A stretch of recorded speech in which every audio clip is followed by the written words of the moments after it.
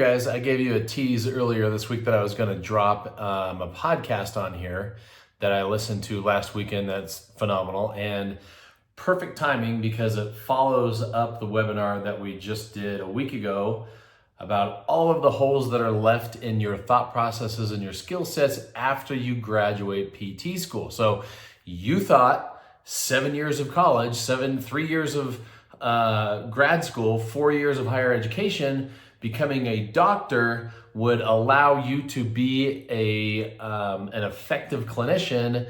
And now that you're out there, some of you within 6 months, some of you within a year, some of you it takes about 2 years to figure out that you don't know what you're doing. Because PT school didn't teach you the important things, it just left you with massive holes in your skill set. So I know I put a lot of blame on PT school, but it's not just PT school, and that's the reason why this podcast resonates so well with what we've been talking about. So this podcast is going to be talking about how the conventional medical model of medicine and med school is just as bad, just as corrupt, just as money grabbing as PT is. Okay, so I'm gonna post. I'll post the link for the podcast below.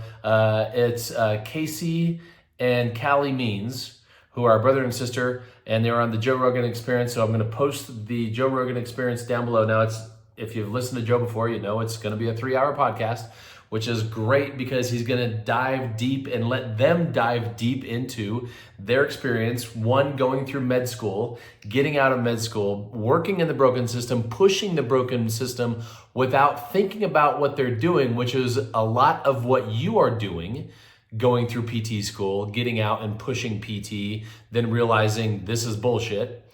And what they've done, the hard work that they've done, disassembling or taking apart the medical model and finding out where it's actually coming from. So they're going to cover this history of medicine and where it's coming from, who's been funding it, and with anything, follow the money and you'll find out where the true goal and the real true purpose of something is.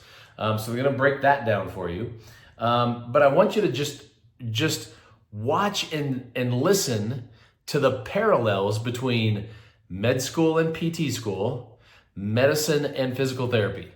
Both extremely flawed, both driven by greed and money by the higher ups that are gonna push everything out. And it doesn't matter what's going on with patients, what kind of treatment patients are getting. It's all about making money, pushing narratives, making money, pushing narratives, and making money. And if people get run over in the meantime, not a big deal, as long as our stockholders, our shareholders, our board is making money, okay? So I want to talk a little bit about some of the highlights here. So they're going to get into the root cause. So I think it's Callie that gets into root cause of medical dysfunction, just like I get into root cause of orthopedic pain and injury.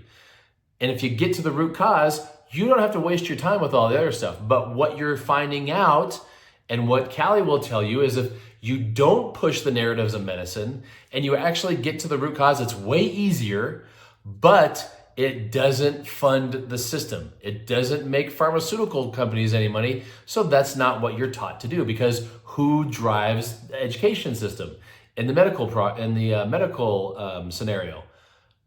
Pharmaceuticals, big medicine, hospital organizations.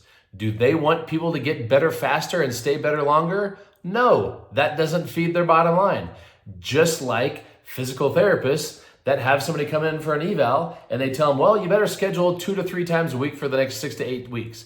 That's basically telling people that they're not going to get any better, but I'm going to make as much money as I can before you figure out that you're not getting any better, and then you leave and go somewhere else.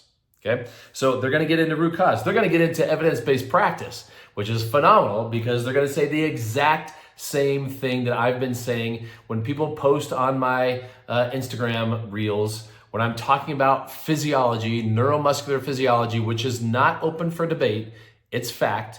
And they keep on saying, well, where's your evidence-based practice? I don't waste my time with evidence-based practice, and they're going to talk about the corruption of evidence-based practice.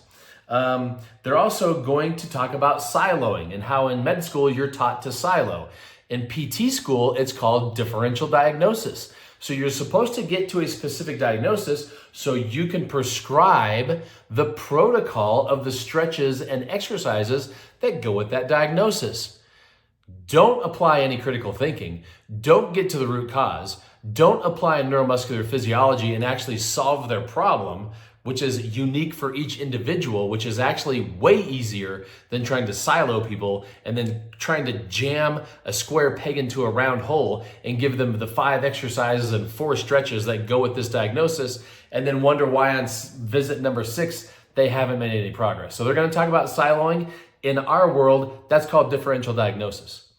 They're also going to talk about tribalism and how when they left the broken medical model and they started going against the false narratives and started exposing people and exposing institutions for what they're doing, the tribe didn't like it and it pushed back. So just like what I'm doing, I've told the tribe, you suck, you don't work, I'm not following you, I'm not doing your crap, I'm not pushing your false narratives.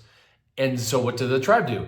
They push me out, which is totally fine. So it takes courage to stand up and be the only person that's saying you shouldn't be stretching, you shouldn't be foam rolling, you shouldn't be doing myofascial release, corrective exercises don't work, cupping is bullshit, dry needling is bullshit, there's no such thing as subluxations. So it takes courage to stand up and say that, just like it took courage for them to say, hey, there's a much better way to do this than just pushing pharmaceuticals and sending people in for surgery. So when you're ready to break out of the tribe, and remember, the tribe, the top tier of the tribe are the pharmaceuticals and big medicine and the APTA and PT schools that have all the money to drive all of the people down below to do what they are told to do because that's what's expected. So if your PT school told you, do this, and you asked why, and they said because that's what PTs do, that's what patients expect, that's what physicians referred them for, tell them, F you, I'm not doing that. Get out of the tribe. But it's going to take courage. So if you don't have courage, you probably should just stay in the broken medical model and get frustrated and burn out in the next couple of years. They've also talked about how, now think about this. Take a look at when you walk into a PT clinic, think about all of the modalities that you see. STEM, traction, ultrasound, lasers, all that stuff. Think of all of the new gimmicks and gadgets that you see. Theragun, needles, cups, K-tape. Think of all the BS that we've been doing that actually violates physiology, stretching, massage, soft tissue release, myofascial release. Think of all that stuff and think of the results that we get now versus the results that we got back in the 1950s.